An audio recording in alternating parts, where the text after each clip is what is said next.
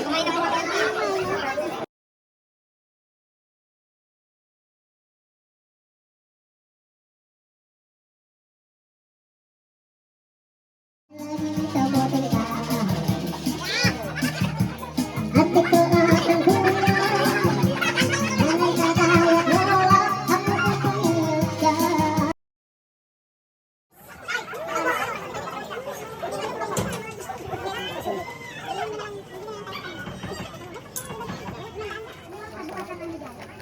Video ko. Say hi to your fans. Cheers. Hi. Hi,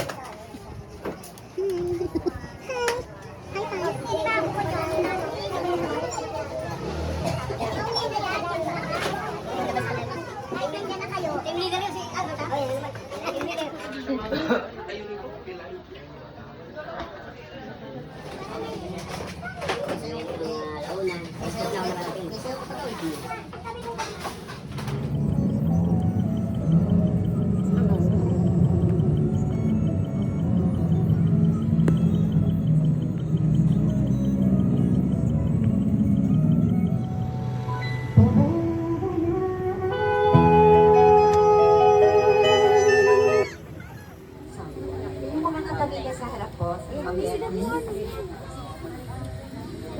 po mga anak, sa mga Jessa. Patubay nawa tayo ng makapangyarihang Diyos Ama at Anak at Espiritu Santo. Amen. Sa ngalan ng Ama, ng Anak, ng Espiritu Santo. Amen. Pwede na po ngayon po ang may upuan. Ang kanyang mga kapatid ay si Banji, Tomas, Rose, Tina, Andy, Jude, Puti, Raul at Nard. Si Banji, Rose, Andy, June at Raul ay kapiling na rin ng Panginoon. Naging may bahay niya si Leticia at sila ay giniyayaan ng dalawang anak na si Jeneline at Jessamine na nagpasaya at nagpaligaya sa kanya. Siya naging masipag, matapat at mapapagkatiwala ang security guard ng matagal na panahon. Bukod dito ay may angking talento sa pagsayaw. At pagdating sa pagkain, kinahihiligan niya pansit bihon at pansit canton. Libangan niya ang mamasyal kasama ang mga kaibigan. Ang ating minamahal si Papa Noli ay isang striktong ama. Sa kabila ng kanyang pagiging higpit, siya ay mapagmahal.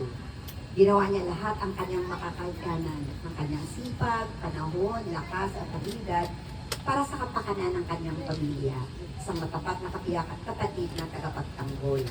Isang anak na tumayo sa sariling mga paa nang siya ay maulila. Madali siyang makibagay sa iba-ibang uri ng tao at ang kanilang tahanan ay parating bukas sa mga kaibigan at kamag-anak na humihingi ng payo. Salito ko sa iyo, Papa Noli, at isa kang inspirasyon. Maraming mangungulila sa kanyang paglisan, sa mga taong naging bahagi ng kanyang buhay at katulungan sa iba-ibang paraan. Siya'y pumanaw, subalit lahat ng alaala ay mananatili sa puso at isip ng lahat ng nagmamahal sa kanya. Katulad po ng nakasaad sa banal na kasulatan, hindi ito muling hantungan o katapusan ng ating minamahal na kapatid na si Napoleon Serhansi o Papa Noli, kundi simula pa lamang ng buhay na walang hanggan. Kapiling ang buong Lekapa. Ma'am Piling, maraming pong salamat sa iyong oras na inalaan sa akin. Ngayon naman po sa uling pagkakataon, ay katawag ako ng isang kaibigan.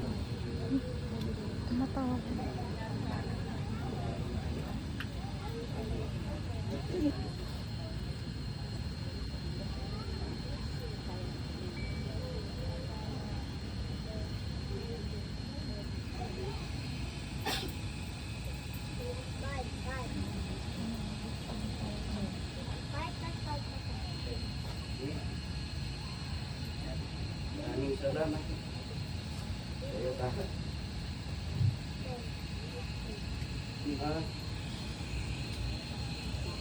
Rami. Po from Sampung Kaparo. Kahit malayo, kahit dumating, para sa durog ng aking kapatid na sinuli. Bunso, yung pinagapundo. Kaya mamimiss namin ito. Nandun na siya. 6 na sila doon. Sila doon. Kaya ako, lahat masasabi ko, papasalamat ako sa inyo lahat. Siya nakiramay namin. Mahal namin. So, gano'n eh. Doon ka na. Ang kuya mo binigyan pa ng lakas. I am 75 years old. Pero kaya ko pa. Kahit. Ate ko nga. Thank you. Ako po si Randall Pasota, punsong anak ng panganay na kapatid ng Uncle Noy. Tinatawag nila akong Kuya Noy. Tatlong bagay lang ang gusto kong sabihin o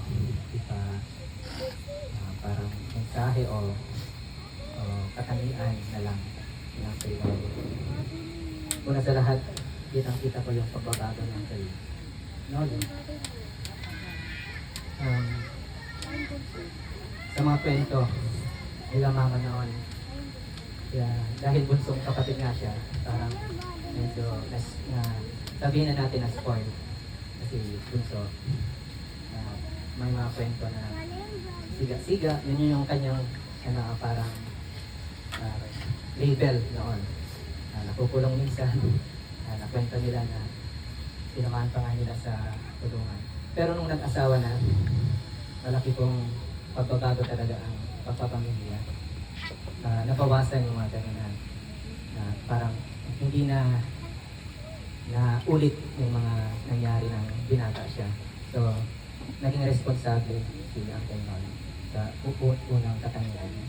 Pangalawa, bilang uncle, napaparamdam niya talaga na proud siya kapag nakakita siya ng mga pamangkin na katulad ko noon nung lumalaki ako. Ang matatandaan ko ay binigyan niya ako ng 2 t-shirt, hindi ko makakalimutan. 2 t-shirt dahil security guard siya sa UP. So, may UP t-shirt ako. Mga high school pa lang yata ako. Hindi ko parang naging prophetic yung pagkabigay niya ng 2 t-shirt na UP noon. Kasi eventually nag-aaral ako sa UP hanggang sa nakatapos sa pag-PhD. So yun, proud siya, nagbibigay kung merong gusto niya, yung mapagbigay at proud siya sa mga pamangkin niya. At pangatlo, yung pagiging maalalahanin pa rin kahit may sakit na siya, nagme-message siya sa akin, kumusta kayo? Minsan nagigilty na ako na dapat kami nagkukumusta kasi may sakit na. Pero siya pa yung nagme-message sa amin, kumusta kayo? O si Joe ba, ang laki na. Miss ko na kayo. Yung medyo guilty sa part namin, siguro sa inyo naman na busy na pala sa mga kasama. Nung mamamatay na nga, pupunta kami dyan pag sasabat. Nung linggo, ay kakaso, ito na nga nangyari. Na kahit nalaman namin na nasa emergency na, hindi namin nagawa na pumunta agad. So, yun, yung tatlong katangian ni Uncle Nolly. Naging responsible kahit sa kabilang noon na istorya na siga-siga, napupulong. Eventually, naging naman siya. Responsible kami. Thoughtful at saka proud sa mga pamangkin. Maraming salamat. Sa anak ng audience, ay Latino. Alam ko si Papa. Mahilan ko sa mga sakit niya. Ay, alam ko, pinakatakutin niya mag-isa kaya sobrang lungkot na nawala siya. Kasi gusto niya lagi na kami kasama. Bata pa lang ako lagi niya ako sinasama sa lado. Lakad niya. Si Papa kilala bilang stricto, masulit. Pero masasabi ko kay Papa na palaki na kami mabuti nga. Napagtapos na kami ng pag-aaral. Ang good thing na antay niya pa ako kahit papaano. Kasi kung si Papa pero mapagmahal siya sa mga kaibigan, sa mga kamag-anak, lalo na sa mga pamangkin niya. Lagi niya tinigante yung kabataan niya. Lagi na kami pinaprotektan, kaya nga hanggang dulo. Hanggang dulo kahit may sakit kami, ipaglaban si Mama, ipaglaban kami. Sobrang mapagmahal si Papa kahit mukha siyang masama. Sobrang lungkot na kasi nga, naghapas ko.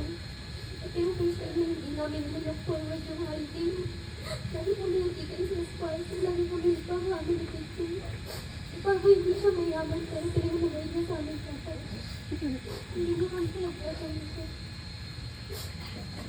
Naroon niya rin kami ng tamang alta. Magpahinga ka na parang namin yung ako. Mahal na mahal ka namin, sana hanggang sa huling hininga mo. Baan mo yung pagmamahal namin kakaalaga. Sana kami pag-protekta. Sana kung nasan ka ngayon, hindi ka nung dinadala ni Christian, wala nang maingay sa paligid, payapat mo. Baon-baon mo yung pagmamahal namin. Mahal na mahal ka namin po.